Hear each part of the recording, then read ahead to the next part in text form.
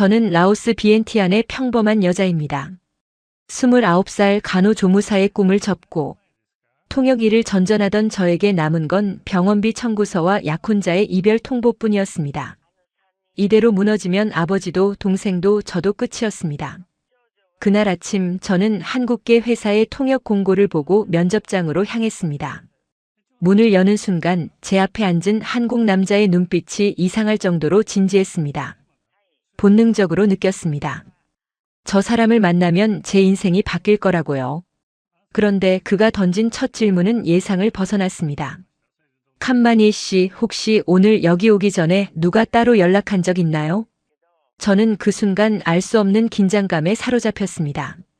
도대체 이 남자는 누구이고 저에게 무엇을 물으려는 걸까요?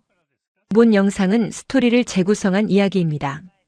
구독과 좋아요는 구독자님께 행운을 드립니다. 어디서 시청하고 계신지 지역을 댓글로 남겨주세요. 저는 칸마니 분타위입니다. 29살이었던 그해 저는 라오스 비엔티안 시사탄압 구역의 작은 방 하나에서 살았습니다.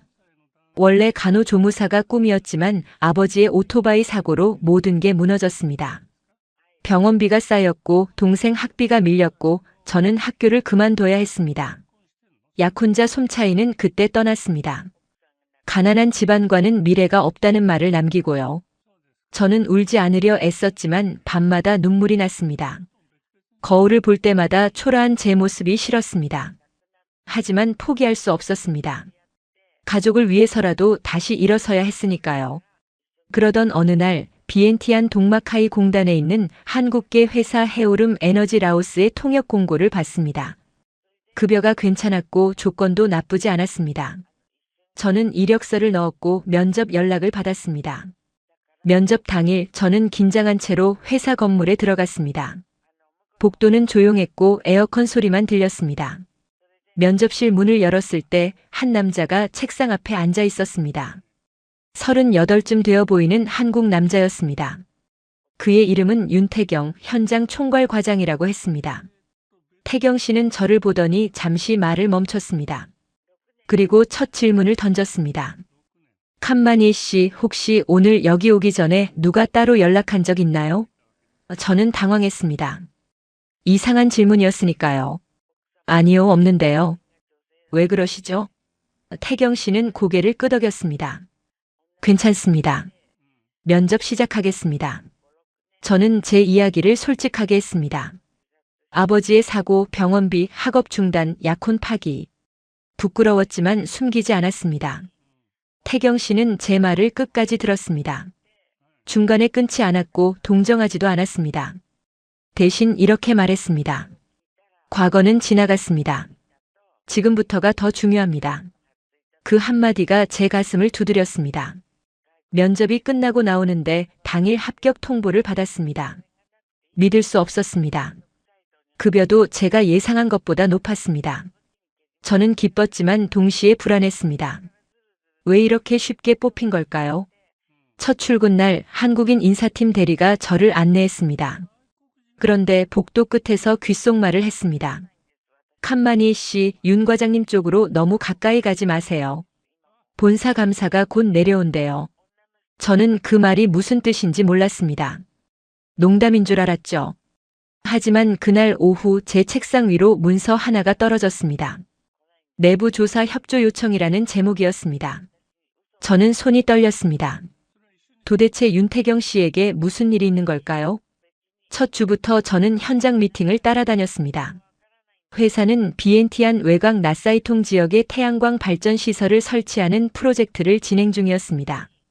마을 주민들은 전기가 안정적으로 들어오길 간절히 원했습니다. 저는 태경 씨의 통역을 맡았고 현장에서 주민들의 목소리를 전달했습니다. 태경 씨는 라오스말을 조금 할 줄 알았지만 완벽하지 않았습니다. 하지만 그는 제 통역을 믿었고 주민들 말을 끝까지 들었습니다. 어느 날 현장 회의에 외국인 컨설턴트 한 명이 나타났습니다. 이름은 장피에르 르블랑, 45살 프랑스인이었습니다. 비엔티안 메콩 강변 고급 숙소에 머물고 있다고 했습니다. 장피에르는 회의 내내 한국팀을 비웃었습니다. 라오스에서 한국 방식은 통하지 않습니다. 당신들은 현지를 모릅니다. 주민들 앞에서도 은근히 깎아내렸고 저에게는 통역 실수하면 책임질 수 있냐며 압박했습니다. 저는 기분이 나빴지만 참았습니다. 그럴 때마다 태경 씨는 말투를 높이지 않고 단호하게 선을 그었습니다. 여기는 우리가 돕기 위해 온 현장입니다. 상대를 낮추면 일도 같이 무너집니다. 그 말이 제 마음을 붙들었습니다. 이상하게도 태경 씨는 화를 내지 않았습니다. 대신 존중으로 맞섰습니다. 미팅이 끝난 뒤 장피에르가 저를 따로 불렀습니다. 칸만이 윤태경 조심해. 너도 같이 휘말릴 거야. 저는 무슨 뜻인지 몰라 그냥 고개만 끄덕였습니다. 그런데 그날 밤 제 휴대폰에 낯선 번호로 사진 한 장이 도착했습니다. 태경 씨가 누군가에게 봉투를 건네는 장면이었습니다. 어두운 곳에서 찍힌 사진이었지만 얼굴은 선명했습니다. 저는 숨이 막혔습니다. 혹시 태경 씨가 뇌물을 주고받는 걸까요? 아니면 누군가 태경 씨를 함정에 빠뜨리려는 걸까요? 다음 날 출근하는 내내 불안했습니다. 태경 씨를 어떻게 대해야 할지 몰랐습니다. 그런데 태경 씨는 평소와 다름없이 저를 대했습니다. 칸마니 씨, 오늘 저녁 잠깐만 같이 현장 창고로 가줄 수 있나요? 저는 주저했지만 따라갔습니다. 그날 밤 비엔티안 시사 탄압 구역의 회사 창고에서 태경 씨는 제게 두꺼운 서류철을 보여줬습니다. 거기엔 납품 단가, 자재 수량, 현장 반입 기록이 빼곡했습니다. 그리고 누군가가 숫자를 일부러 바꿔치기한 흔적이 선명했습니다. 저 봉투는 뇌물이 아닙니다. 증거 확보를 위해 현장 중간 책에게서 받은 원본 거래 명세서였습니다. 태경 씨가 그렇게 말했습니다. 저는 더 혼란스러웠습니다. 그러면 왜 회사 내부에서 태경 씨를 조사한다는 말이 나오는 걸까요? 바로 그때 창고 문 밖에서 발소리가 났습니다.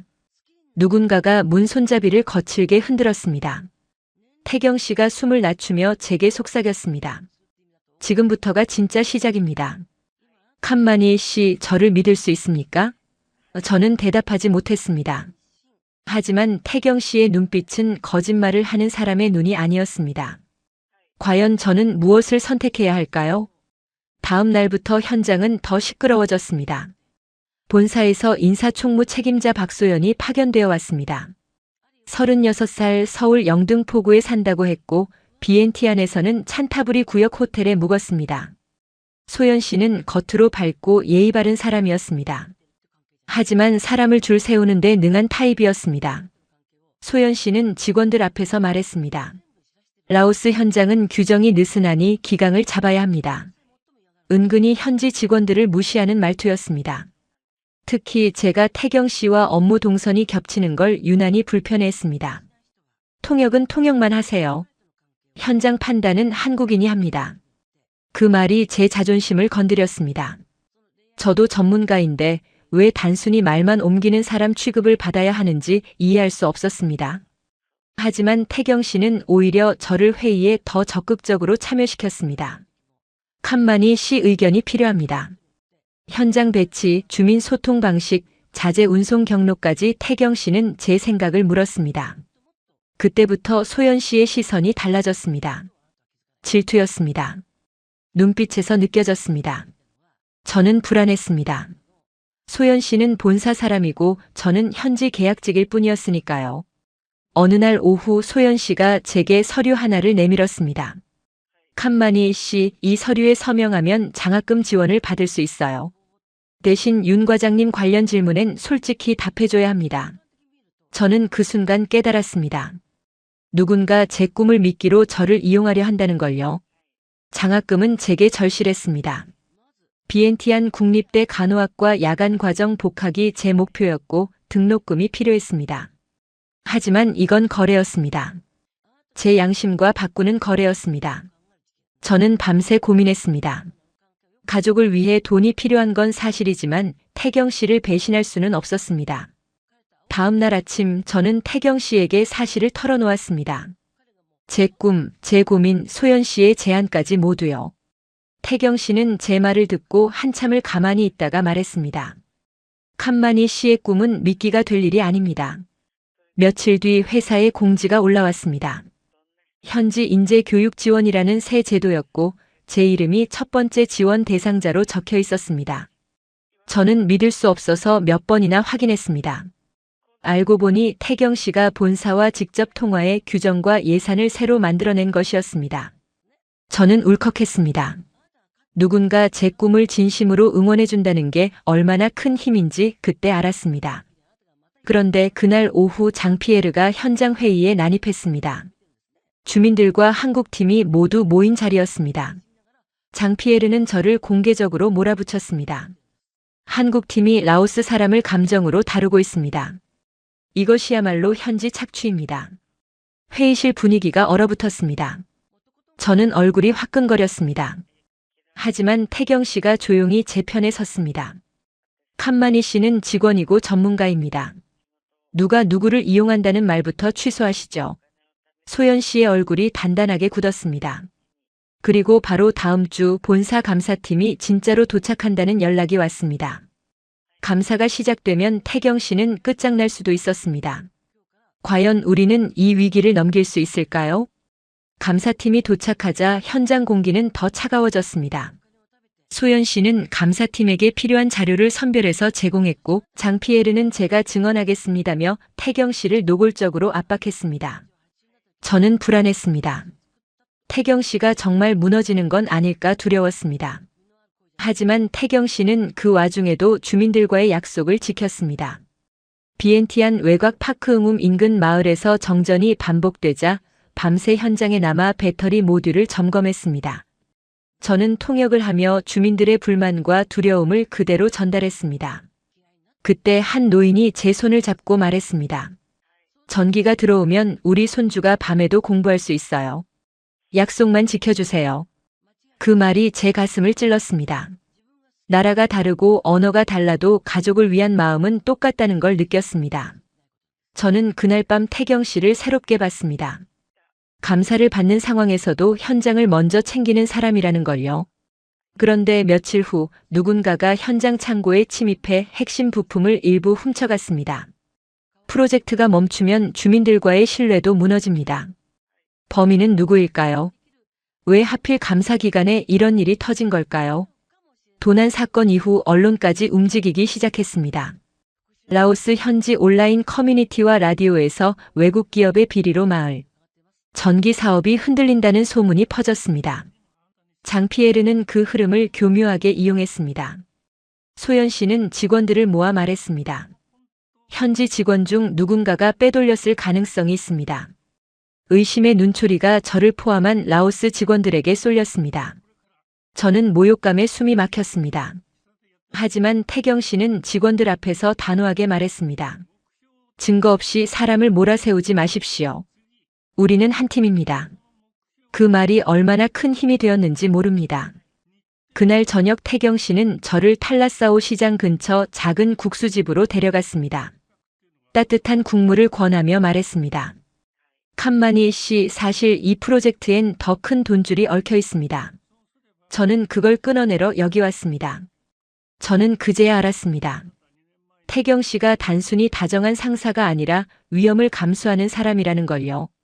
그런데 식당 밖 유리창 너머로 장피에르가 누군가와 통화하며 우리를 찍는 모습이 보였습니다. 그 순간 제 전화가 울렸습니다. 모르는 사람이었습니다. 칸마니 씨, 내일 아침 당신 아버지 병원비가 갑자기 해결될 겁니다. 대신 윤태경을 떠나세요. 저는 머리가 하얘졌습니다. 누가 이런 식으로 저를 협박하는 걸까요? 그리고 제 가족까지 건드린다는 게 무서웠습니다. 과연 저는 어떻게 해야 할까요? 다음 날 아침 정말로 병원에서 연락이 왔습니다. 아버지의 미납 치료비가 익명 후원으로 전액 납부됐다는 겁니다. 저는 고마움보다 두려움이 먼저 밀려왔습니다. 누군가가 제 가족을 지렛대로 쓰고 있다는 뜻이니까요. 저는 태경 씨에게 이 사실을 숨기려 했지만 결국 눈물이 터져 말해버렸습니다. 태경 씨는 잠깐 눈을 감더니 말했습니다. 칸마니 씨가 무너지면 현장도 무너집니다. 그들이 원하는 건 침묵과 이별입니다. 그리고 그날 오후 태경 씨는 주민 대표들과 감사팀을 동시에 불러 공개 브리핑을 제안했습니다. 위험한 선택이었습니다.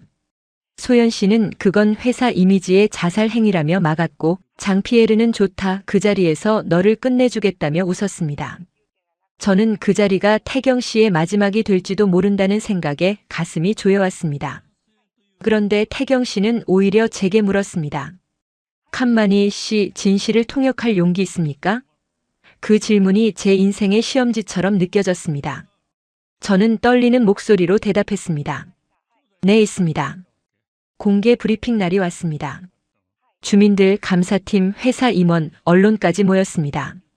태경 씨는 자료를 한 장씩 보여주며 단가 조작, 납품 누락, 도난 타이밍의 이상 징후를 차분히 설명했습니다. 저는 그 모든 내용을 라오스 말로 또렷하게 통역했습니다. 손이 떨렸지만 목소리는 흔들리지 않았습니다. 제가 통역한 문장 하나하나가 누군가의 인생을 바꾸고 있었으니까요. 그 순간 장피에르의 표정이 서서히 굳어갔습니다. 태경 씨가 마지막에 꺼낸 것이 도난 부품의 이동 경로와 숙소 출입 기록이었기 때문입니다. 기록에는 장피에르가 드나든 차량 번호와 그 차량이 머문 창고 인근 폐쇄회로 화면 캡처가 포함되어 있었습니다. 게다가 소연 씨가 감사팀에 제출한 자료 일부가 편집된 파일이라는 디지털 로그까지 나왔습니다. 그 자리에서 분위기는 완전히 뒤집혔습니다. 오히려 감사팀이 소연 씨에게 질문을 퍼붓기 시작했습니다. 저는 숨을 제대로 쉬지 못했습니다. 바로 그때 장피에르가 마지막 발악처럼 외쳤습니다. 그래도 윤태경은 뇌물을 받았다. 그 사진이 증거다. 모두의 시선이 저에게 꽂혔습니다. 제가 그 사진의 진짜 의미를 말해야 하는 순간이 온 것입니다. 저는 떨리는 손으로 그 사진의 전후 상황을 설명했습니다.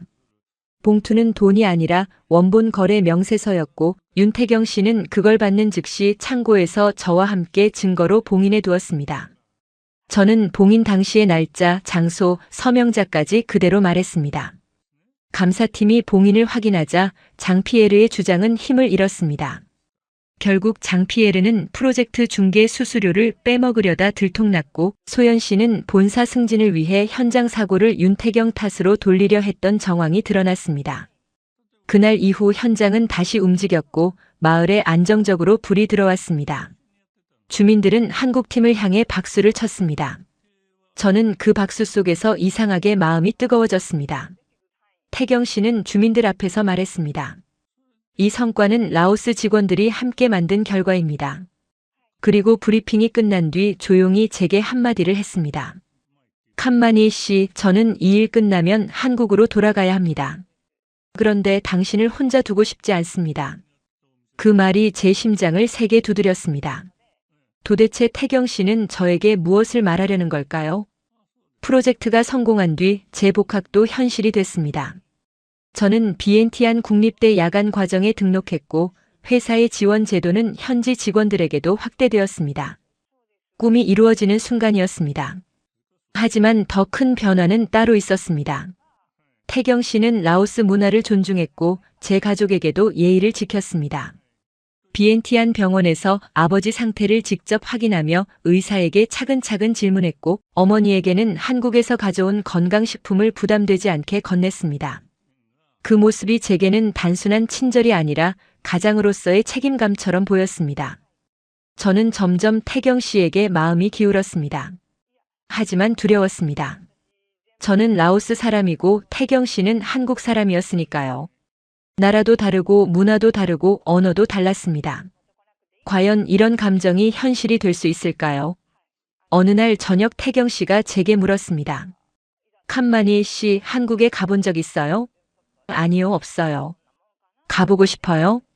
글쎄요. 멀고 낯설 것 같아요. 태경 씨가 웃었습니다. 처음엔 다 그렇죠. 하지만 사람은 어디서든 적응할 수 있어요. 중요한 건 누구와 함께 하느냐예요. 그 말이 제 가슴 깊이 새겨졌습니다. 며칠 뒤 태경 씨는 본사로 복귀 명령을 받았습니다. 프로젝트 성공으로 인정받아 승진 대상이 됐다고 했습니다. 저는 기뻤지만 동시에 슬펐습니다. 태경 씨가 떠나면 저는 다시 혼자가 되는 걸까요? 출국 전날 밤 태경 씨가 저를 메콩강변으로 데려갔습니다. 강물이 조용히 흘렀고 멀리 불빛이 반짝였습니다. 태경 씨가 말했습니다. 칸마니 씨, 저는 당신이 특별하다고 생각합니다. 어려운 순간에도 진실을 선택했고 가족을 위해 포기하지 않았고 꿈을 지켰습니다. 그런 사람을 존경합니다. 저는 눈물이 날 것 같았습니다. 저는 그냥 제 일을 했을 뿐이에요. 아니에요. 당신은 용기 있는 사람이에요. 그리고 저는 당신과 함께하고 싶습니다. 태경 씨가 제 손을 잡았습니다. 따뜻했습니다. 한국에서 기다릴게요. 준비되면 오세요. 제가 모든 걸 도와드릴게요. 저는 믿을 수 없었습니다. 이게 정말 현실일까요? 태경 씨는 진심이었습니다. 그리고 다음 날 공항에서 태경 씨는 한국으로 떠났습니다. 저는 혼자 남았지만 외롭지 않았습니다. 제 마음속에 약속이 있었으니까요. 몇 달 뒤 저는 학교와 일을 병행하며 열심히 살았습니다. 태경 씨는 매일 메시지를 보냈고 주말엔 화상 통화를 했습니다. 그리고 어느 날 태경 씨가 다시 비엔티안에 왔습니다. 제 가족을 만나기 위해서였습니다. 아버지와 어머니 앞에서 태경 씨는 정중하게 인사했습니다.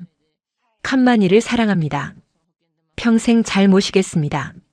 아버지가 물었습니다. 우리 딸 행복하게 해줄 수 있나? 네, 약속합니다. 어머니가 우셨습니다. 고마워요. 우리 딸 잘 부탁해요. 저는 그 순간 모든 게 꿈만 같았습니다.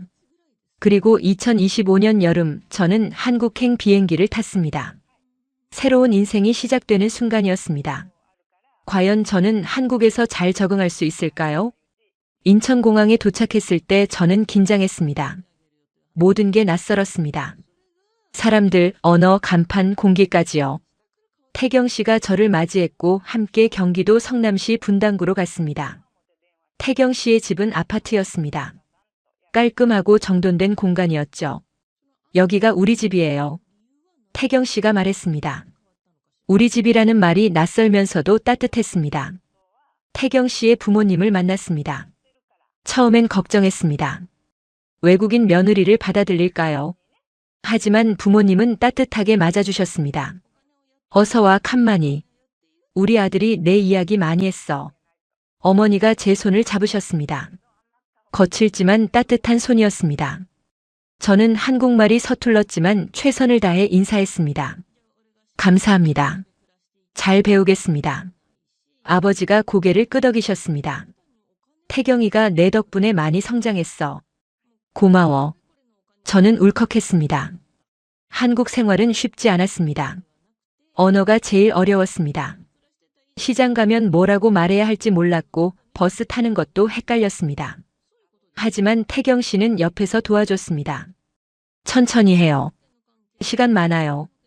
저는 한국어 학원에 다니기 시작했습니다. 그리고 간호조무사 자격증을 한국에서도 따기로 결심했습니다. 공부는 힘들었지만 포기하지 않았습니다. 라오스에서 포기했던 꿈을 이제 한국에서 이루는 거였으니까요. 몇 달 뒤 저는 병원에서 일하기 시작했습니다. 처음엔 실수도 많았고 환자들이 제 발음을 못 알아들을 때도 있었습니다. 하지만 저는 웃으며 다시 설명했습니다. 점점 익숙해졌습니다. 한국 음식도 배웠습니다. 김치찌개, 된장찌개, 불고기. 태경 씨 어머니가 하나씩 가르쳐 주셨습니다. 이렇게 하는 거야. 간은 조금씩 맞춰봐. 저는 열심히 배웠습니다. 가족을 위해 요리하는 게 행복했으니까요. 2025년 가을 저와 태경 씨는 결혼했습니다. 작은 결혼식이었지만 따뜻했습니다. 양가 부모님이 오셨고 친구들이 축하해줬습니다. 라오스에서 온 동생도 있었습니다. 저는 웨딩드레스를 입고 태경 씨 옆에 섰습니다. 목사님이 물었습니다. 칸마니 분타위 윤태경을 남편으로 맞이하겠습니까? 네, 맞이하겠습니다. 제 목소리는 떨렸지만 확신에 차 있었습니다. 신혼여행은 제주도로 갔습니다. 바다가 아름다웠고 공기가 맑았습니다. 태경 씨와 손을 잡고 해변을 걸었습니다. 행복해요? 태경 씨가 물었습니다. 너무요. 꿈만 같아요. 저도요. 당신을 만난 게 제 인생 최고의 행운이에요. 저는 태경 씨를 안았습니다. 이 사람과 함께라면 어디든 괜찮을 것 같았습니다. 그리고 몇 달 뒤 놀라운 일이 일어났습니다. 임신이었습니다. 저는 믿을 수 없어서 여러 번 검사했습니다. 하지만 결과는 같았습니다. 새 생명이 제 뱃속에서 자라고 있었습니다. 과연 저는 좋은 엄마가 될 수 있을까요? 임신 소식을 들었을 때 태경 씨는 울었습니다. 고마워요, 칸마니. 정말 고마워요. 저도 울었습니다. 기쁨과 두려움이 동시에 밀려왔습니다. 태경 씨 부모님도 기뻐하셨습니다. 손주가 생기다니. 축하해, 칸마니. 어머니가 제 손을 잡으셨습니다. 임신 기간 동안 저는 조심스럽게 생활했습니다. 병원 일도 계속했지만 무리하지 않았습니다. 태경 씨는 집안일을 도맡아 했고 저는 편히 쉬었습니다. 당신과 아기가 제일 중요해요. 태경 씨가 말했습니다. 배가 점점 불러왔습니다. 아기가 움직일 때마다 신기했습니다. 태경 씨는 매일 밤 배에 손을 얹고 말을 걸었습니다. 아가야, 아빠야. 빨리 보고 싶어. 저는 그 모습이 사랑스러웠습니다. 2025년 겨울 아기가 태어났습니다. 딸이었습니다. 작고 예쁜 아기였습니다. 축하드립니다. 건강한 딸입니다. 의사가 말했습니다. 저는 아기를 안고 울었습니다. 제 품에 안긴 작은 생명이 너무 소중했습니다. 태경 씨도 울었습니다. 우리 딸이에요. 진짜 우리 딸. 아기 이름은 윤서영으로 지었습니다. 서로를 잇는 영원한 인연이라는 뜻이었습니다. 서영이는 잘 자고 잘 먹었습니다. 밤에 울 때도 있었지만 저는 행복했습니다. 이 작은 생명을 위해 무엇이든 할 수 있을 것 같았으니까요. 라오스 부모님도 한국에 오셔서 손녀를 보셨습니다. 우리 손녀 예쁘네. 칸마니 고생했어. 아버지가 제 머리를 쓰다듬으셨습니다. 어머니는 서영이를 안고 우셨습니다. 잘했어, 칸마니. 정말 잘했어. 저는 그 순간 모든 게 보상받는 느낌이었습니다. 서영이가 돌이 되었을 때 저는 결심했습니다. 라오스와 한국을 잇는 일을 하고 싶다고요. 그래서 비엔티안에 작은 도서관을 만들기로 했습니다. 한국어 책과 라오스어 책을 함께 비치하는 곳이요. 태경 씨가 도와줬습니다. 자금을 모으고 장소를 구하고 책을 기증받았습니다. 몇 달 뒤 도서관이 문을 열었습니다. 이름은 희망의 달이었습니다. 한국과 라오스를 잇는 달이라는 뜻이었죠. 개관일에 많은 사람이 왔습니다. 라오스 아이들, 한국어를 배우고 싶은 어른들, 한국에 관심 있는 청년들. 고마워요, 칸마니 씨. 이런 곳이 필요했어요. 한 어머니가 말했습니다. 저는 뿌듯했습니다. 제가 받은 도움을 이제 다른 사람들에게 돌려주는 거였으니까요. 그리고 어느 날 라오스 방송국에서 연락이 왔습니다. 국제 커플의 현실을 다루는 프로그램을 만들고 싶습니다. 인터뷰 가능할까요? 저는 태경 씨와 의논했습니다. 우리 이야기가 누군가에게 도움이 될까요? 당연하죠. 용기를 줄 수 있어요. 인터뷰를 했습니다. 저는 제 이야기를 솔직하게 했습니다. 가난, 약혼, 파기, 한국행, 결심, 결혼, 출산, 도서관. 모든 걸요. 방송이 나간 뒤 반응이 뜨거웠습니다. 메시지가 쏟아졌습니다. 용기 얻었어요. 저도 꿈 포기하지 않을게요. 당신 덕분에 희망이 생겼어요. 저는 울컥했습니다. 제 아픔이 누군가의 희망이 되고 있었으니까요. 그리고 마지막에 라오스에서 진행된 설문조사 결과가 발표됐습니다. 라오스 미혼 여성들이 한국 남성을 선택한 이유 1위는 책임감과 가족 존중이었습니다.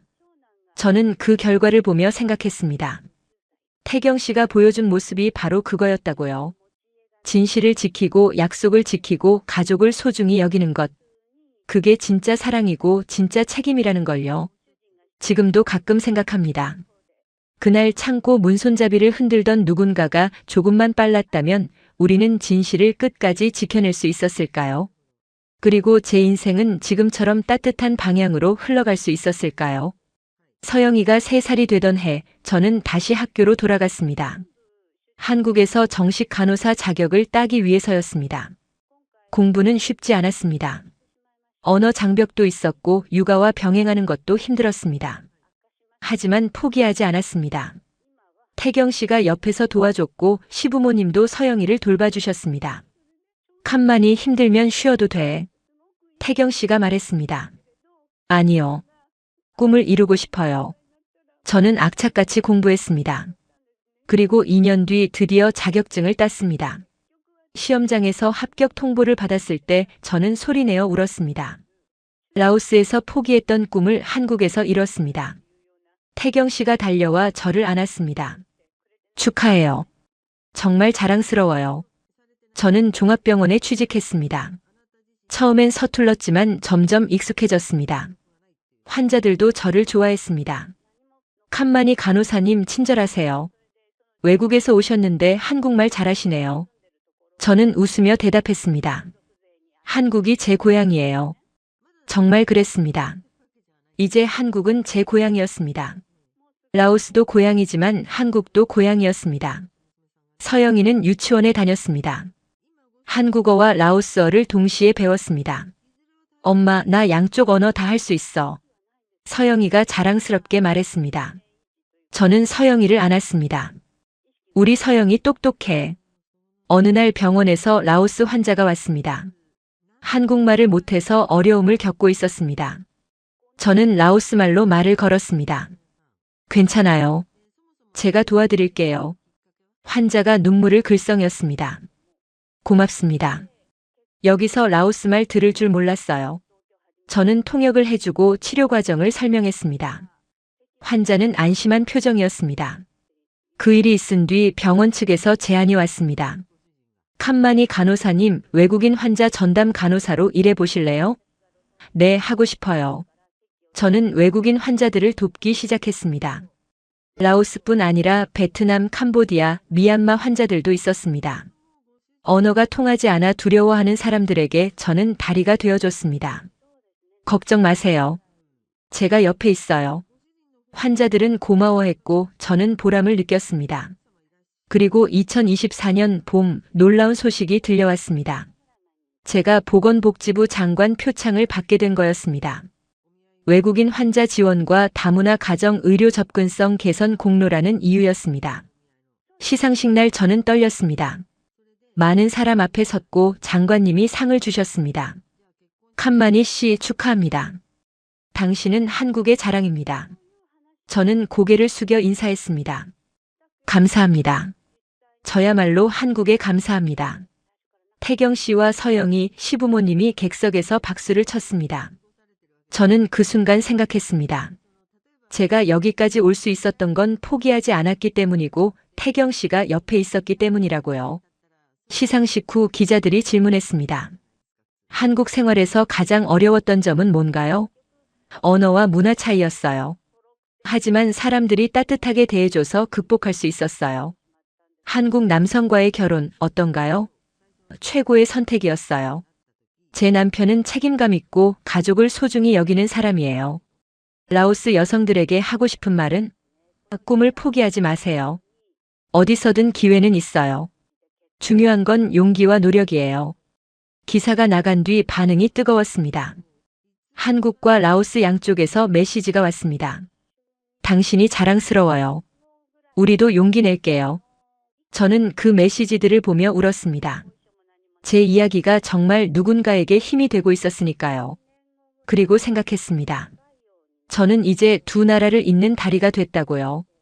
라오스와 한국 두 문화를 이해하고 두 언어를 하고 두 곳을 사랑하는 사람이 됐다고요. 앞으로 제가 할 일은 무엇일까요? 2025년 여름 저는 새로운 도전을 시작했습니다. 유튜브 채널을 만든 거였습니다. 이름은 칸마니의 두 고향이었습니다. 한국과 라오스를 소개하고 국제 결혼 이야기를 나누고 문화 차이를 설명하는 채널이었죠. 처음엔 구독자가 몇 명 안 됐습니다. 하지만 꾸준히 영상을 올렸습니다. 한국 음식 만드는 법, 라오스 문화 소개, 육아 이야기, 병원 일상. 솔직하게 제 삶을 보여줬습니다. 몇 달 뒤 구독자가 늘어나기 시작했습니다. 10,000명, 10만 명, 100만 명. 댓글도 쏟아졌습니다. 칸마니 님 덕분에 용기 얻었어요. 국제 결혼 준비 중인데 도움돼요. 라오스에 대해 처음 알게 됐어요. 저는 댓글 하나하나에 답을 달았습니다. 그리고 어느 날 한국 방송국에서 연락이 왔습니다. 칸마니 씨 다문화 가정 다큐멘터리에 출연해 주실 수 있나요? 네, 좋아요. 촬영이 시작됐습니다. 제 일상, 가족, 병원, 도서관. 모든 걸 카메라에 담았습니다. 태경 씨도 인터뷰했습니다. 칸만이를 만나서 제 인생이 바뀌었습니다. 그녀는 용감하고 따뜻하고 강한 사람입니다. 서영이도 나왔습니다. 엄마는 최고예요. 두 나라 말 다 가르쳐줘요. 다큐멘터리가 방영됐습니다. 시청률이 높았고 반응도 뜨거웠습니다. 감동적이에요. 다문화 가정에 대한 편견이 깨졌어요. 칸만이 씨 응원합니다. 그 후 저는 강연 요청을 받기 시작했습니다. 학교, 기업, 지역센터. 여러 곳에서 제 이야기를 나눴습니다. 포기하지 마세요. 어려움은 지나갑니다. 중요한 건 끝까지 가는 겁니다. 청중들이 박수를 쳤습니다. 어떤 사람은 울었고 어떤 사람은 질문했습니다. 차별은 없었나요? 있었어요. 하지만 그보다 따뜻한 사람들이 더 많았어요. 후회한 적은요? 한 번도요. 제 선택은 옳았어요. 강연이 끝난 뒤 한 젊은 여성이 다가왔습니다. 저도 국제 결혼 준비 중이에요. 무서워요. 저는 그녀의 손을 잡았습니다. 두려워하지 마세요. 사랑하면 할 수 있어요. 그리고 당신은 혼자가 아니에요. 그녀가 울었습니다. 고마워요. 저는 그 순간 깨달았습니다. 제 역할이 무엇인지요. 다리가 되는 것, 희망을 주는 것, 용기를 나누는 것. 그게 제가 해야 할 일이었습니다. 2025년 겨울 라오스 정부에서 연락이 왔습니다. 칸만이 씨, 한국과 라오스 문화교류대사로 활동해 주실 수 있나요? 영광이에요. 저는 양국을 오가며 문화 행사를 진행했습니다. 라오스 전통 춤을 한국에 소개하고 한국 음식을 라오스에 알렸습니다. 사람들은 좋아했고 두 나라는 더 가까워졌습니다. 그리고 마침내 제 꿈이 하나 더 이루어졌습니다. 비엔티안과 성남시가 자매 결연을 맺은 겁니다. 저는 그 자리에 참석했고 양쪽 시장님이 악수하는 모습을 봤습니다. 칸만이 씨 덕분입니다. 성남시장님이 말씀하셨습니다. 저는 고개를 숙였습니다. 저는 그저 다리였을 뿐이에요. 하지만 마음속으로는 자랑스러웠습니다. 제가 두 나라를 연결하는데 작은 역할을 했다는 게요. 과연 앞으로 또 어떤 일들이 펼쳐질까요? 서영이가 초등학교에 입학하던 해 저는 또 다른 결심을 했습니다. 책을 쓰기로 한 겁니다. 제 이야기를 담은 책이었습니다. 제목은 두 고향을 가진 여자였습니다. 라오스에서의 가난과 좌절, 한국에서의 도전과 성공, 사랑과 가족. 모든 걸 솔직하게 썼습니다. 밤마다 컴퓨터 앞에 앉아 과거를 되짚었습니다. 아팠던 기억도 행복했던 순간도 모두 담았습니다. 태경 씨가 옆에서 응원했습니다. 당신 이야기는 특별해요. 많은 사람에게 힘이 될 거예요. 6개월 뒤 책이 출판됐습니다. 서점에 제 책이 놓인 걸 봤을 때 믿을 수 없었습니다. 제 이름이 표지에 있었습니다. 사인회를 열었습니다. 많은 사람이 왔습니다. 칸만이 씨 책 감동적이었어요. 저도 포기하지 않을게요. 한 중년 여성이 울며 말했습니다. 저도 외국인 며느리예요. 힘들었는데 책 읽고 위로받았어요. 저는 그녀를 안았습니다. 우리 함께 힘내요. 책은 베스트셀러가 됐습니다. 한국뿐 아니라 라오스에서도 번역 출판됐습니다. 라오스 젊은이들이 읽고 용기를 얻었다는 소식이 들려왔습니다. 칸만이 선배님 덕분에 꿈을 꿀 수 있어요. 저는 뿌듯했습니다. 그리고 2025년 가을 특별한 제안이 들어왔습니다. 한국대학에서 강의를 해달라는 겁니다. 다문화 사회와 국제관계라는 과목이었습니다. 저는 떨렸지만 수락했습니다. 첫 강의 날 학생들 앞에 섰습니다. 안녕하세요. 저는 칸만이입니다. 라오스에서 왔고 지금은 한국 사람입니다. 학생들이 박수를 쳤습니다. 저는 제 이야기를 나눴습니다. 문화 차이, 편견 극복, 꿈을 향한 여정. 학생들은 집중해서 들었고 질문도 많았습니다. 어떻게 그렇게 강할 수 있었나요? 강하지 않았어요. 그저 포기하지 않았을 뿐이에요. 가장 힘들었던 순간은요? 가족을 믿기로 협박받았을 때요. 하지만 진실을 선택했어요. 학생들이 감동한 표정이었습니다. 한 학기가 끝날 때 학생들이 편지를 줬습니다. 교수님 덕분에 인생을 다시 보게 됐어요. 저도 용기 내서 꿈을 이루겠어요. 저는 그 편지들을 보며 울었습니다. 제가 누군가의 인생에 긍정적인 영향을 주고 있다는 게 믿기지 않았습니다. 그해 겨울 제게 또 다른 영광이 찾아왔습니다. 대통령 표창이었습니다. 다문화 사회 통합과 국제 친선 기여라는 이유였습니다. 청와대에서 열린 시상식에 참석했습니다. 대통령님이 직접 상을 주셨습니다. 칸마니 씨, 당신은 한국의 자랑입니다. 앞으로도 좋은 일 많이 해주세요. 감사합니다. 최선을 다하겠습니다. 태경 씨와 서영이, 양가 부모님이 모두 참석했습니다. 라오스 부모님도 한국에 오셨습니다. 아버지가 제 손을 잡고 우셨습니다. 우리 딸 자랑스럽다. 어머니도 우셨습니다. 고생한 보람이 있구나. 저는 그 순간 생각했습니다. 제가 여기까지 온 건 혼자 힘이 아니라고요. 가족, 태경 씨, 한국 사람들, 라오스 사람들 모두의 도움이 있었기에 가능했다고요.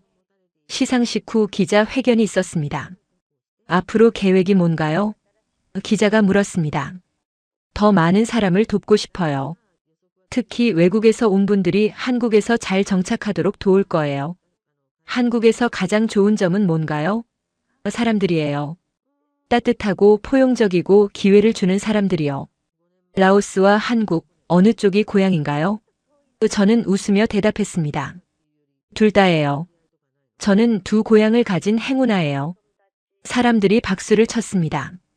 저는 그 박수 속에서 깨달았습니다. 제 인생은 이제 저 혼자만의 것이 아니라는 걸요. 많은 사람에게 희망과 용기를 주는 이야기가 됐다는 걸요. 과연 이 이야기는 어디까지 이어질까요? 지금은 2026년 1월입니다. 저는 34살입니다. 한국에 온 지 1년 반이 됐습니다. 오늘 아침 평소처럼 일어났습니다. 태경 씨는 부엌에서 아침을 준비하고 있었고 서영이는 방에서 책을 읽고 있었습니다. 평범한 아침이었지만 저는 감사했습니다. 이 평범함이 얼마나 소중한지 알았으니까요. 창밖에 눈이 내렸습니다. 하얀 눈송이가 조용히 내려앉았습니다. 아름다웠습니다. 서영이가 달려왔습니다. 엄마, 눈 와요. 그러네. 예쁘지? 네. 우리 나가서 놀아요. 그래, 아침 먹고 나가자. 가족이 모여 아침을 먹었습니다. 따뜻한 국밥 반찬. 소박하지만 행복한 식탁이었습니다. 태경 씨가 말했습니다. 오늘 뭐 해요? 병원 가고 저녁에 강에 있어요. 바쁘네. 힘들지 않아요? 괜찮아요. 제가 좋아하는 일이에요. 태경 씨가 웃었습니다. 당신은 정말 대단해요. 당신 덕분이에요. 저는 진심이었습니다. 태경 씨가 없었다면 지금의 저는 없었을 겁니다. 병원에 갔습니다. 오늘도 외국인 환자들이 기다리고 있었습니다. 저는 그들을 도왔습니다. 통역하고 설명하고 위로했습니다. 괜찮아요. 금방 나을 거예요. 환자들이 고마워했습니다. 저는 보람을 느꼈습니다. 저녁에 대학에서 강의를 했습니다. 학생들이 질문했습니다. 교수님, 꿈을 이루는 비결이 뭐예요? 저는 잠시 생각하다가 대답했습니다. 포기하지 않는 거예요. 힘들어도 두려워도 계속 가는 거죠. 그리고 주변 사람들에게 감사하는 거예요. 학생들이 고개를 끄덕였습니다. 강의 후 집으로 돌아왔습니다. 서영이가 뛰어와 안겼습니다. 엄마, 보고 싶었어요. 나도 보고 싶었어. 태경 씨가 저녁을 준비해뒀습니다.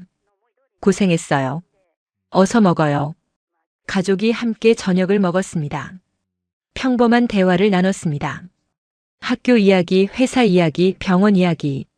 하지만 그 평범함 속에 행복이 가득했습니다. 밤에 서영이를 재운 뒤 태경 씨와 거실에 앉았습니다. 피곤해요? 태경 씨가 물었습니다. 조금요. 하지만 좋은 피곤함이에요. 저도요. 우리는 손을 잡고 창밖을 봤습니다. 눈이 계속 내렸습니다. 고요하고 평화로웠습니다. 칸마니. 네. 행복해요? 너무요. 당신은요? 저도요. 당신을 만나서 제 인생이 완성됐어요. 저는 태경 씨를 안았습니다. 따뜻했습니다. 저는 눈을 감고 생각했습니다. 몇 년 전 절망 속에 있던 제가 떠올랐습니다. 가난, 약혼, 파기, 미래에 대한 두려움. 모든 게 끝났다고 생각했었죠. 하지만 끝이 아니었습니다. 새로운 시작이었습니다. 한국이라는 나라, 태경 씨라는 사람, 서영이라는 아이. 모든 게 선물이었습니다. 저는 이제 두 고향을 가진 사람입니다. 라오스와 한국. 두 문화를 사랑하고 두 언어를 하고 두 곳에서 환영받는 사람입니다. 그게 제 정체성입니다. 그리고 저는 이 정체성이 자랑스럽습니다. 진짜 성공은 무엇일까요? 돈, 명예, 지위일까요? 아니요. 진짜 성공은 사랑하는 사람들과 함께하는 것, 매일 감사하며 사는 것, 누군가에게 도움이 되는 것입니다. 저는 그걸 한국에서 배웠습니다. 앞으로도 이곳에서 살 겁니다. 서영이를 키우고 환자를 돕고 학생을 가르치고 두 나라를 잇는 다리 역할을 할 겁니다. 그게 제 꿈이고 제 행복입니다. 당신도 지금 힘든 시간을 보내고 있나요? 꿈이 멀게만 느껴지나요? 포기하지 마세요. 저처럼 기적은 예상치 못한 곳에서 찾아옵니다. 중요한 건 포기하지 않는 것, 용기를 잃지 않는 것입니다. 저는 그렇게 했고 행복을 찾았습니다. 당신도 할 수 있습니다. 오늘 밤 저는 감사하며 잠들 겁니다. 옆에 태경 씨가 있고 방 건너편에 서영이가 있습니다. 이게 제 전부입니다. 그리고 이것만으로 충분합니다. 칸마니의 이야기는 여기서 끝이 아닙니다. 매일 새로운 이야기가 시작되니까요. 하지만 한 가지는 확실합니다. 그 이야기는 모두 사랑으로 가득할 거라는 것. 그리고 그 사랑의 배경은 항상 이곳 대한민국일 거라는 것입니다. 감사합니다, 한국. 당신이 저를 다시 살렸습니다. 세월은 빠르게 흘렀습니다. 서영이는 초등학교 3학년이 됐고 한국어와 라오스어를 자유롭게 구사하는 아이로 자랐습니다. 어느 날 서영이가 학교에서 상을 받아왔습니다. 다문화 이해 글짓기 대회에서 금상을 받은 거였습니다. 엄마의 두 고향이라는 제목으로 저와 태경 씨의 이야기를 썼다고 했습니다. 저는 서영이의 글을 읽으며 울었습니다. 우리 엄마는 용감한 사람입니다. 가난해도 꿈을 포기하지 않았고 낯선 나라에 와서도 최선을 다했습니다. 저는 엄마가 자랑스럽습니다. 그리고 저도 엄마처럼 용감한 사람이 되고 싶습니다. 태경 씨도 옆에서 울었습니다. 우리 딸 정말 잘 컸어요. 저는 서영이를 꼭 안았습니다. 서영아, 너는 이미 용감해. 엄마가 더 자랑스러워. 그 무렵 저에게 또 다른 기쁜 소식이 있었습니다. 둘째를 임신한 겁니다. 이번엔 아들이었습니다. 태경 씨는 너무 기뻐하며 제 배를 쓰다듬었습니다. 고마워요, 칸마니. 우리 가족이 더 커지네요. 서영이도 신이 났습니다. 엄마, 동생 생기는 거예요? 응, 남동생이야. 와, 좋아요. 저 좋은 언니 될게요. 출산 날이 가까워졌을 때 양가 부모님이 모두 모였습니다. 라오스 부모님도 한국에 오셨고 태경 씨 부모님도 매일 병원에 오셨습니다. 칸마니 힘내. 우리가 다 옆에 있어. 어머니가 제 손을 잡으셨습니다. 출산은 순조로웠습니다. 건강한 아들이 태어났고 이름은 윤민준으로 지었습니다. 백성을 편안하게 한다는 뜻이었죠. 민준이는 서영이보다 더 활발했습니다. 잘 울고 잘 먹고 잘 웃었습니다. 서영이는 정말 좋은 언니가 됐습니다. 동생 기저귀를 갈아주고 우유를 먹이고 자장가를 불러줬습니다. 저는 두 아이를 키우며 바빴지만 행복했습니다. 병원 일도 계속했고 강의도 계속했습니다. 힘들었지만 보람찼습니다. 그 사이 비엔티안의 도서관 희망의 다리는 더 커졌습니다. 두 번째 지점이 생겼고 세 번째 지점도 준비 중이었습니다. 많은 라오스 청년들이 그곳에서 한국어를 배우고 꿈을 키웠습니다. 어느 날 한 청년이 제게 편지를 보냈습니다. 칸마니 선배님, 저는 도서관에서 한국어를 배워 한국대학의 장학생으로 합격했습니다. 선배님 덕분입니다. 저도 선배님처럼 두 나라를 잇는 사람이 되고 싶습니다. 저는 그 편지를 읽으며 울었습니다. 제가 만든 작은 다리가 누군가의 인생을 바꾸고 있다는 게 믿기지 않았습니다. 태경 씨도 승진했습니다. 이제는 해오름 에너지의 동남아시아 총괄 이사가 됐습니다. 라오스뿐 아니라 베트남, 캄보디아, 미얀마까지 책임지는 자리였죠. 하지만 태경 씨는 변하지 않았습니다. 여전히 현장을 중시했고 현지 직원들을 존중했습니다. 사람이 먼저예요. 기술은 그 다음이죠. 태경 씨의 말은 늘 똑같았습니다. 저는 태경 씨의 그런 모습이 좋았습니다. 그리고 저도 새로운 도전을 시작했습니다. 비영리 단체를 만든 겁니다. 이름은 두 고향 재단이었습니다. 국제 결혼 가정을 돕고 다문화 가정 아이들을 지원하고 문화 교류 사업을 하는 단체였죠. 많은 사람이 후원했고 자원봉사자도 늘어났습니다. 재단을 통해 많은 가정을 도왔습니다. 한국어를 못해 어려움을 겪는 부모들에게 무료 교육을 제공했고 경제적으로 힘든 가정에 장학금을 줬고 법률 상담도 해줬습니다. 칸마니 대표님 정말 감사합니다. 덕분에 희망이 생겼어요. 한 베트남 여성이 울며 말했습니다. 저는 그녀를 안았습니다. 괜찮아요. 우리 함께 이겨내요. 재단 활동이 알려지면서 저는 더 바빠졌습니다. 방송 출연, 강연, 행사 참석. 쉴 틈이 없었지만 불평하지 않았습니다. 이 모든 게 의미 있는 일이었으니까요. 그러던 어느 날 청와대에서 또 연락이 왔습니다. 국무총리 표창이었습니다. 다문화 사회 발전과 국제 협력 공로라는 이유였습니다. 시상식에서 총리님이 말씀하셨습니다. 칸마니 씨는 한국 다문화 사회의 모범이자 희망입니다. 앞으로도 좋은 영향력을 발휘해 주시길 바랍니다. 최선을 다하겠습니다. 저는 고개를 숙여 인사했습니다. 집으로 돌아와 상패를 내려놓으며 생각했습니다. 제가 여기까지 온 건 기적이었다고요. 라오스의 가난한 집에서 태어나 한국의 국무총리 표창을 받기까지 이 모든 여정이 꿈만 같았습니다. 태경 씨가 옆에서 말했습니다. 당신이 이뤄낸 거예요. 자랑스러워해도 돼요. 아니에요. 당신이 없었으면 불가능했어요. 우리가 함께 이뤄낸 거죠. 태경 씨가 제 손을 잡았습니다. 저는 고개를 끄덕였습니다. 그날 밤 저는 오랜만에 일기를 썼습니다. 오늘 또 상을 받았다. 하지만 가장 큰 상은 따로 있다. 사랑하는 남편, 건강한 아이들, 따뜻한 가족. 이게 진짜 상이다. 돈도 명예도 지위도 중요하지 않다. 중요한 건 사랑이고 감사이고 행복이다. 나는 그걸 한국에서 배웠다. 다음 날 아침 평소처럼 일어났습니다. 태경 씨는 부엌에서 아침을 준비하고 서영이는 민준이를 돌보고 있었습니다. 평범한 아침이었지만 저는 감사했습니다. 창밖에 햇살이 들어왔습니다. 따뜻했습니다. 저는 창가에 서서 하늘을 봤습니다. 맑고 푸른 하늘이었습니다. 그리고 생각했습니다. 제 인생이 이렇게 아름다울 줄 누가 알았을까요? 가난했던 제가, 버림받았던 제가, 절망했던 제가 이제는 행복한 엄마이자 아내이자 교육자가 됐습니다. 이 모든 게 포기하지 않았기 때문입니다. 그리고 태경 씨를 만났기 때문입니다. 그리고 한국이라는 나라가 저를 받아줬기 때문입니다. 저는 한국에 감사합니다. 이 나라는 저에게 기회를 줬습니다.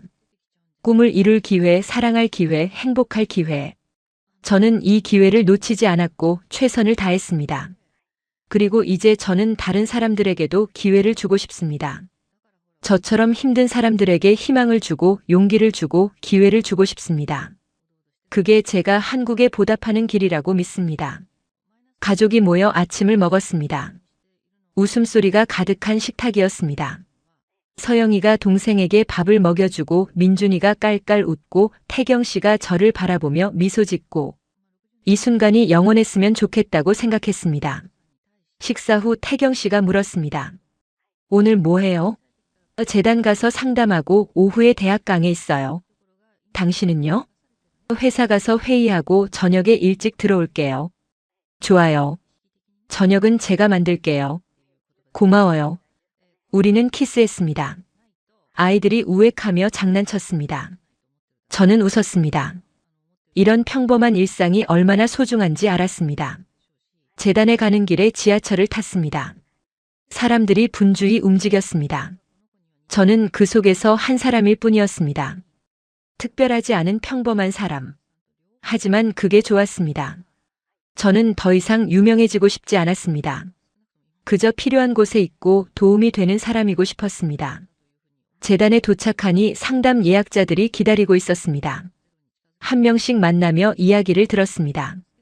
힘든 이야기, 슬픈 이야기, 하지만 희망을 잃지 않은 이야기. 저는 그들을 격려했습니다. 괜찮아요. 시간이 지나면 나아질 거예요. 저도 그랬어요. 그들이 고개를 끄덕였습니다. 오후에 대학에서 강의를 했습니다. 마지막 강의였습니다. 학생들에게 마지막 메시지를 전했습니다. 여러분, 인생은 예측할 수 없습니다. 계획대로 되지 않을 때가 더 많죠. 하지만 그게 끝이 아닙니다. 오히려 새로운 시작일 수 있습니다. 저처럼요. 포기하지 마세요. 용기를 잃지 마세요. 그리고 주변 사람들에게 감사하세요. 혼자서는 아무것도 할 수 없습니다. 함께하면 가능합니다. 학생들이 기립박수를 쳤습니다. 저는 눈물이 날 것 같았습니다. 저녁에 집으로 돌아오니 태경 씨가 먼저 와 있었습니다. 일찍 왔네요. 당신 보고 싶어서요. 저는 웃으며 저녁을 준비했습니다. 가족이 모여 저녁을 먹고 TV를 보고 아이들을 재웠습니다. 평범한 하루였습니다. 하지만 그 평범함 속에 모든 게 있었습니다. 사랑, 행복, 감사, 희망. 밤에 태경 씨와 둘이 앉아 차를 마셨습니다. 칸만이. 응? 당신 덕분에 제 인생이 의미 있어졌어요. 저도요. 당신 덕분에 살아있어요. 우리는 손을 잡았습니다. 말이 필요 없었습니다. 그저 함께 있는 것만으로 충분했습니다. 저는 창밖을 봤습니다. 별이 빛났습니다. 저 별빛처럼 제 인생도 빛나고 있다고 생각했습니다. 어둠 속에서도 빛을 찾았고 절망 속에서도 희망을 놓치지 않았고 두려움 속에서도 용기를 냈습니다. 그리고 이제 저는 다른 사람들에게 빛이 되고 싶습니다. 작은 빛이라도 괜찮습니다. 누군가의 어둠을 밝힐 수 있다면 그걸로 충분합니다. 칸마니의 이야기는 계속됩니다. 매일매일 새로운 페이지가 쓰이고 있습니다. 어떤 날은 힘들고 어떤 날은 행복하고 어떤 날은 평범합니다. 하지만 모든 날이 소중합니다. 살아있다는 것, 사랑한다는 것, 꿈꾼다는 것. 이 모든 게 기적이니까요. 당신에게도 말하고 싶습니다. 지금 힘들어도 포기하지 마세요. 지금 외로워도 희망을 잃지 마세요. 기적은 예상치 못한 곳에서 예상치 못한 순간에 찾아옵니다. 저처럼요. 그러니 오늘도 한 발짝 나아가세요. 내일도 한 발짝 나아가세요. 천천히 가도 괜찮습니다. 중요한 건 멈추지 않는 것입니다. 저는 그렇게 여기까지 왔습니다. 당신도 할 수 있습니다. 믿으세요. 그리고 용기 내세요. 세상은 생각보다 따뜻합니다. 사람들은 생각보다 친절합니다. 기회는 생각보다 많습니다. 문제는 우리가 그걸 볼 용기가 있느냐입니다. 저는 용기를 냈고 문을 열었고 새로운 세상을 만났습니다. 당신도 할 수 있습니다. 오늘 밤 저는 감사하며 잠들 것입니다. 내일 아침 저는 희망으로 일어날 것입니다. 그리고 또 하루를 살아갈 것입니다. 최선을 다해서요. 이것이 칸마니의 이야기입니다. 라오스에서 한국으로, 절망에서 희망으로, 가난에서 풍요로. 하지만 가장 큰 변화는 마음입니다. 두려움에서 용기로, 원망에서 감사로, 외로움에서 사랑으로. 그 변화가 저를 지금의 칸마니로 만들었습니다. 감사합니다. 한국, 태경 씨, 아이들, 가족, 친구들, 그리고 제 이야기를 들어주신 모든 분들. 당신들 덕분에 저는 살아있습니다.